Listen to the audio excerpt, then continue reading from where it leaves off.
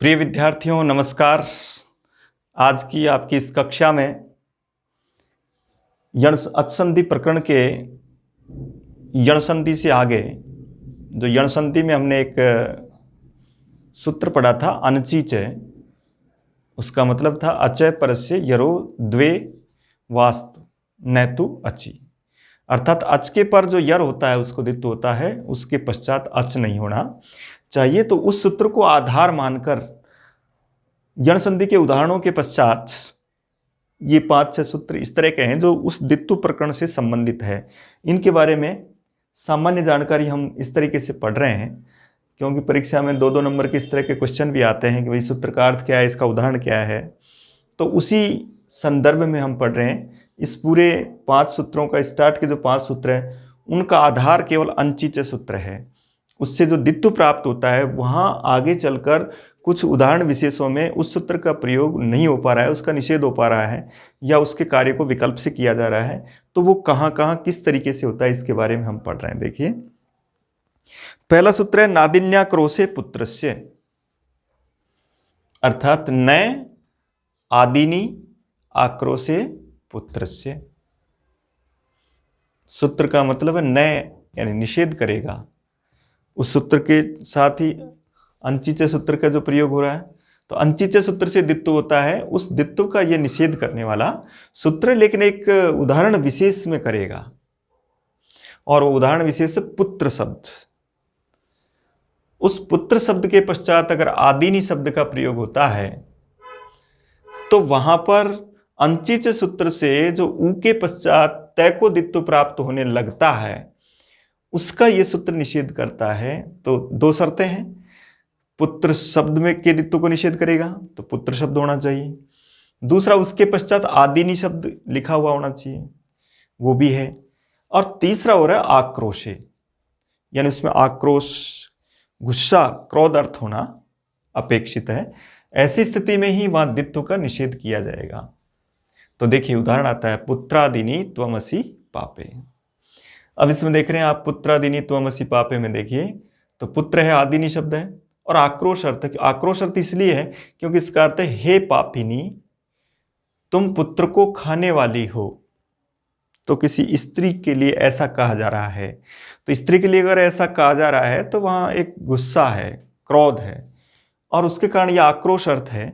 और आक्रोश अर्थ होने के कारण यहां अनचीचय सूत्र जो ऊ के पश्चात तय को दित्व प्राप्त हो रहा था उसको इस सूत्र से निषेध किया जाएगा।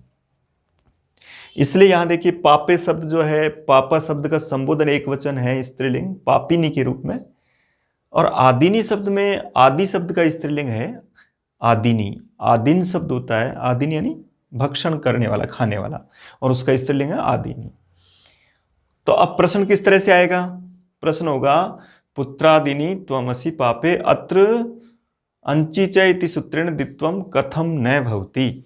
तब आपको उसका उत्तर भरना है नीचे, नादिन्याक्रोशे पुत्रस्य इति सूत्रेण निषेधः भवति। इस सूत्र से यहां निषेध होता है। किस अर्थ में होता है? आक्रोश अर्थ में होता है। फिर एक दूसरा उदाहरण आया कि पुत्रादिनी सर्पिणी, यहां दित्व क्यों हो गया? पुत्रादिनी सर्पिणी अत्र दित्वम कथम न, अत्र दित्वम कथम नादिन्याक्रोशे पुत्रस्य इति सूत्रेण अत्र दित्वस्य निषेधः कथम न भवति। तब उत्तर होगा अत्र आक्रोश अर्थ नास्ति। इस उदाहरण में आक्रोश अर्थ नहीं है क्योंकि यहां स्वाभाविक प्रक्रिया है। सर्पिणी अपने पुत्र आदि का भक्षण करने वाली होती है, वो अपने बच्चों का ही भक्षण करती रहती है, उसका स्वभाव विशेष है। तो यहां आक्रोश अर्थ नहीं है, ये स्वभाव है। इसलिए इसको आक्रोश अर्थ नहीं होने के कारण यहां अनचीचय सूत्र दित्व कर देगा, इसलिए तय को दित्व हो जाएगा। तो यहां पुत्रादिनी सर्पिणी होगा और यहां पुत्रादिनी त्वमसि पापे। ये दोनों उदाहरणों में अंतर है। सूत्र इसका नादिन्याक्रोशे पुत्रस्य। इसके बाद इसी दित्व की के क्रम में हम दूसरा सूत्र पढ़ रहे हैं, त्रिप्रवृत्तिषु साक्टायनस्य त्रयादिषु संयुक्तेषु व द्वे वास्त, यानी 3 आदि जो संयुक्त वर्ण हैं उनमें विकल्प से दित्व होता है शाक्टायन ऋषि के मत में। शाक्टायन एक वैयाकरण है। तो पाणिनि को जहां दूसरे ऋषियों के कथनों को सामने प्रस्तुत करना था वहाँ उनके नाम से प्रस्तुत किया, उनके नाम से सूत्र बनाया और वहाँ उन्होंने उसको विकल्प के रूप में दिया कि ये विकल्प से यहाँ पर दित्व होता है। तो इसमें देखा आपने इंद्र शब्द लिखा, तो इंद्र शब्द में हमने तो अधिकतर इंद्र इस तरह से ही देखा, लेकिन इस सूत्र के नियम से विकल्प से दित्व भी होता है। तो यहाँ ये 3 संयुक्त वर्ण है, नय, दय और रे, इसलिए यहाँ 3 संयुक्त वर्ण होने के कारण इसमें दित्व की प्रक्रिया इस सूत्र से होगी। त्रिप्रवर्तिषु शाक्टा, यानी से विकल्प से न को दित्व होगा, इसलिए डबल न का प्रयोग करेंगे। इसी तरह राष्ट्रम में भी स को दित्व होगा, तो यहाँ पर भी दोनों प्रयोग बनेंगे, और डबल न वाला भी बनेगा और राष्ट्रम भी बनेगा, इंद्र भी बनेगा। अब देखिए तीसरा जो सूत्र है दित्व की प्रक्रिया में 3 संयुक्त वर्णों के साथ ये सूत्र काम करेगा। इसके बाद देखिए अगला, आगे एक सूत्र है सर्वत्र साकल्यस्य। साकल्य ऋषि के मत में सर्वत्र यानी सभी जगह जहां दित्व की प्रक्रिया है वह अचोराभ्याम द्वय के आधार पर जो दित्व प्राप्त हो रहा है इनमें, उनमें सब जगह निषेध करता है। तो इसमें देखिएगा उदाहरण है अर्क और ब्रह्मा। तो अर्क में आगे एक सूत्र पढ़ेंगे अचोराभ्याम द्वय, उस सूत्र के आधार पर अच के पर रे के पश्चात कै को दित्व होगा, वहां ब्रह्मा में भी ऐसा ही होगा। तो ऐसी स्थिति में इन दोनों जगह पर इस सूत्र से विकल्प से दित्व प्राप्त था, लेकिन निषेध किसने किया? सर्वत्र साकल्यस्य, इस सूत्र से यहाँ दित्व का निषेध करेंगे। तो अब प्रश्न आएगा अर्क अथवा ब्रह्मा अत्र दित्व निषेध है केन सूत्रेण भवति, तब हम लिखते हैं सर्वत्र साकल्यस्य।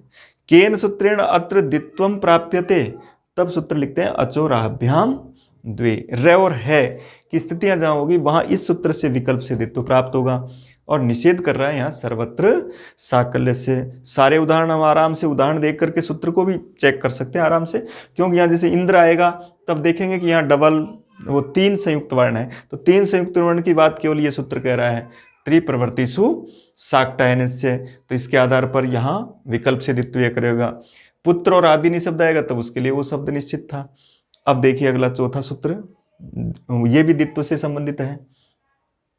तो इसमें देखिए दीर्घाद आचार्याणाम, दीर्घाद आचार्याणाम जो सूत्र है वो क्या कहता है, देखो आचार्यों के मत में दीर्घ से दित्व नहीं हो, इसी का अनुकरण किया गया।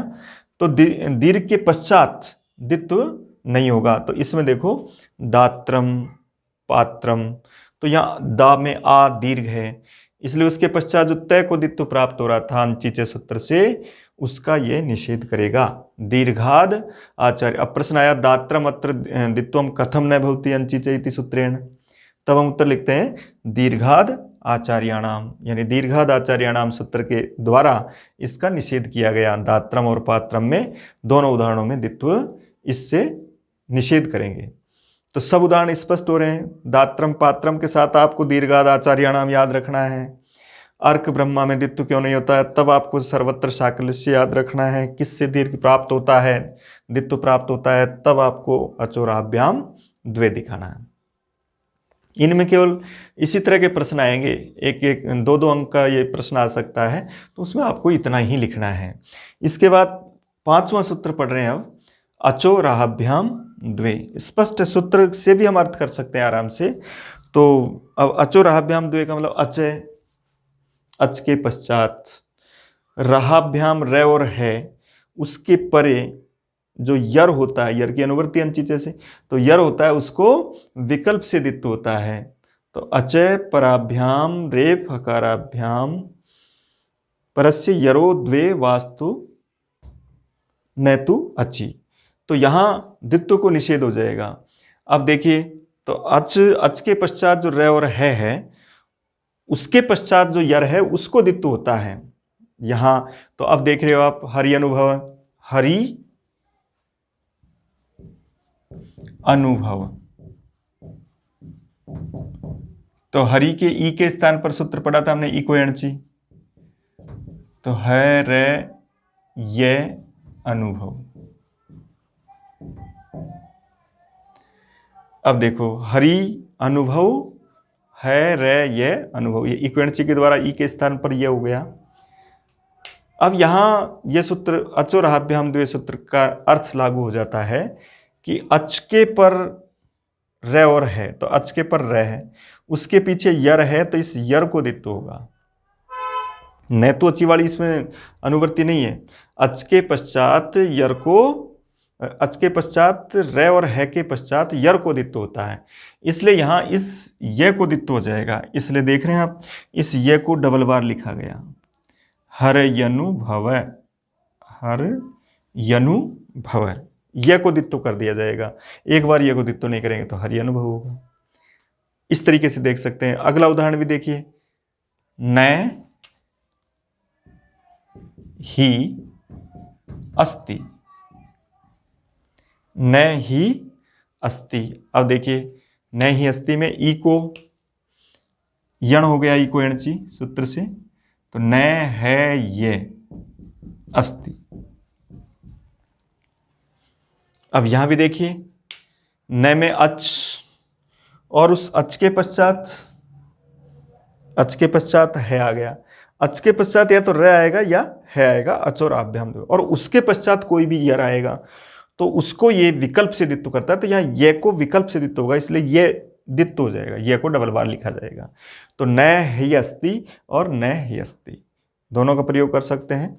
तो यहाँ केवल इसमें देखें, अब यही सूत्र यहाँ प्राप्त हो रहा था अर्क और ब्रह्मा में, लेकिन वहाँ निषिद्ध कर रहा था कौन? सर्वत्र साकल्य से। साकल्य ऋषि तो ये कहता है कि वहाँ किसी भी जगह पर उसको दित्व नहीं होता है।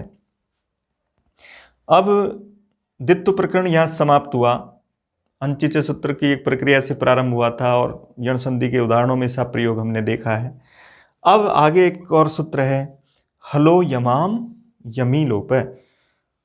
हल के पश्चात यम का लोप होता है, यम परे रहते। यमी, यमी में देखिए सप्तमी है, यमाम में कौन सी है? षष्ठी है, तो षष्ठी का लोप होगा, यमाम लोप है। इसलिए यहां देखिए हल्के पर जो यम है उसके यम का लोप होता है, यम परे रहते। तो देख रहे हो आप, एक उदाहरण है इसका, देखो आदित्य। तो देखो इसमें एक शब्द होता है, सबसे पहले एक शब्द था अदिति, और उसमें ये लिखा गया कि भाई अदिति की संतान, तो अदिति की संतान भी आदित्य होगी, तो उससे बना आदित्य। और आदित्य के पश्चात भी आदित्य से अपत्यम, उसमें भी नय प्रत्यय होता है, और नय प्रत्यय के रूप में यहाँ आदित्य और ये ऐसा आ जाता है। अब जो तद्धित की प्रक्रिया हम पढ़ते हैं तो वहाँ एक भय संज्ञा होती है और उससे इस ए का लोप करके ये आदित्य ये हो जाता है। अब इस पूरे उदाहरण को देखेंगे तो ये सूत्र उपस्थित होगा, हलो यमाम यमी लोप है। अब इस सूत्र से जब हम इसका प्रयोग करते हैं, हलो यमाम यमी लोप है, तो अब देखो इसमें ये हल है तय, और उसके पश्चात यम है ये, और उसके पश्चात फिर यम है ये, तो इस यम का लोप हो जाएगा, ये का लोप होगा और वहाँ रूप बनेगा फिर आदित्य। तो जैसे प्रश्न किया गया आदित्य या हलो यमाम यमी लोप इति सूत्र से उदाहरणम किम, तो आदित्य कर सकते हैं।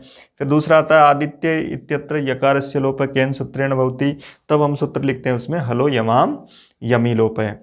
अब देखिए इसके बाद ये एक इसमें आगे एक शंका जाहिर की गई कि महातम्यम, इसमें भी ऐसी स्थिति आ रही है, तय एक हल है, उसके पश्चात मैं एक यम है, और उसके पश्चात ये भी यम है। तो ये प्रश्न किया गया कि इस मैं का लोप क्यों नहीं होता, तो वहां उत्तर दिया यमाम यमी इति यथा संख्य विज्ञानात्, कि यम के पश्चात यम जो होगा वो यथा संख्य होना चाहिए, जिस तरह का यम इधर है उसी तरह का यम उसके बाद में होगा, तभी उसका लोप होगा। जैसे वहाँ ये के पश्चात ये था, तो यहाँ पर मैं के पश्चात ये है, इसलिए यहाँ लोप नहीं होगा, यथासंख्य होना जरूरी है, और यथासंख्य के साथ हम इस तरीके से उसका ही लोप कर सकते हैं, इसका लोप नहीं कर सकते। तो यहाँ महातम्यम, तो ये यमलोप का उदाहरण था। यमलोप के उदाहरण के पश्चात एक और सामान्य चीज इसमें जोड़ लेते हैं हम, इसके साथ एक सूत्र और पढ़ लेते हैं, यह है एचोय वायव। एक दूसरी संधि प्रारंभ हो रही है इसमें, एचो वाया का मतलब अयादि संधि का प्रयोग कर रहे हैं। अब अयादि संधि में देखिए इसके साथ ये एच है, एच का मतलब 4 अक्षर होते हैं, ए ओ आई और औ।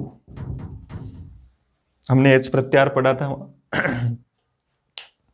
प्रत्यार जब पढ़े थे हमने आई उन रिलरिक के एवोंग और एओच, तो ए से प्रारंभ होगा चैतक, एवोंग और अयोच, इन चारों के आधार पर। तो ये हो गया एच। और इसके बाद आया आये, औ, आय और आओ। इन चारों एच के स्थान पर एच है क्रमात्, इन एचों के स्थान पर, इन चारों एच ए ओ आई औ, इनके स्थान पर क्रमशः ए के स्थान पर अय होता है, ओ के स्थान पर औ आदेश होता है, आई के स्थान पर आय होता है और औ के स्थान पर आओ आदेश होते हैं। इन चारों के स्थान पर क्रमशः ये 4 आदेश होते हैं। कब होते हैं लेकिन? एच के पश्चात अच होना चाहिए, इनके पश्चात अच। एच है क्रमात् अय औ आय आओ एते स्यूर अचि, ऐसा तो आपको सूत्र का अर्थ लिखना है। और समझने के लिए एच के 4 वर्ण जानने हैं, उसकी जगह चारों की जगह 4 आदेश करने हैं। अब कोई सा भी, जैसे एक उदाहरण आता है, जैसे इसमें हरये, हरिये में देखो हरे प्लस ए चतुर्थी विभक्ति का एक वचन का एक प्रत्यय होता है। तो इसके आधार पर अब देख रहे हो ये ए है, यहां पर ए है, तो इस ए के स्थान पर हमको आय आदेश करेंगे क्योंकि इसके पश्चात स्वर है। तो जब इसके स्थान पर आय करेंगे तो हरा ये बनेगा और उसके पश्चात हरा ये ए, ऐसा बनेगा। फिर ये कहता है कि भाई तस्य लोप से ये का लोप क्यों नहीं हुआ? तो उसमें कहा गया कि ये इत संज्ञक नहीं है, उच्चारण सामर्थ्य है इसका, और उच्चारण सामर्थ्य के कारण यहां इस ये का लोप नहीं होता। तो अब इसमें मिला देंगे इसको, तो ये हरये इति रूपम सिद्धम। रूप सिद्ध करने का एक प्रश्न आएगा, उसमें आपको ऐसा लिखना है, हरये लिखा सिद्धि आएगी, रूप सिद्धि, उसमें हमको हरे प्लस ए इति स्थिते, फिर आपको ये सूत्र लिखना है एचो वायावय इति सूत्रेण एकारस्य स्थाने अय आदेशे हराय ए। अब बाद में ऐसा लिख सकते हैं तस्य लोप इति सूत्रेण अत्र यकारस्य लोप न भवति यतोहि अत्र य इत्संज्ञक नास्ति और हरये इति रूपम सिद्धम। इस तरह से चारों स्वर कोई सा भी आ सकता है, ए ओ आई औ। दूसरा उदाहरण है जैसे विष्णवे, तो अब विष्णवे लिखा, तो विष्णवे में भी आपको यही करना है, विष्णु ए। अब यहां भी देखिए ओ के स्थान पर औ आदेश, तो औ जोड़ देंगे इसमें, विष्णवे लिखने का तरीका एक जैसा ही है। तीसरा है आय आदेश का लिखा उदाहरण है जैसे नायक, तो नई प्लस अकय। अब आई के स्थान पर क्या करना है हमको? आय आदेश। तो इस तरीके से नायक सूत्र लिखेंगे क्या कार्य कर रहा है, और उसके बाद में उसको मिलाकर के रूप सिद्ध कर देंगे नायक। और अंतिम उदाहरण है इसका जैसे पावक, तो पौ अक। अब यहां देखिए औ है, औ के स्थान पर आओ आदेश, तो क्रमशः इन चारों के स्थान पर ये 4 आदेश होते हैं। तो पावक का संधि विच्छेद, पौ धन अक। रूप सिद्धि के लिए लिखते हैं इति स्थिते एचो वायावय इति सूत्रेण औ स्थाने आओ आदेशे, तो तब लिखेंगे पाव अक, फिर आगे वही लिखेंगे तस्य लोप इति सूत्रेण वकारस्य लोप न भवति यतोहि वै इत्संज्ञक नास्ति उच्चारण सामर्थ्य। तो अब यहाँ उसके वै की संज्ञा नहीं हुई है, इसलिए यहाँ पावक इसका प्रयोग करेंगे। तो इस तरीके से हम चारों उदाहरणों को कर सकते हैं। आगे इसके आगे की क्लास कल पढ़ेंगे।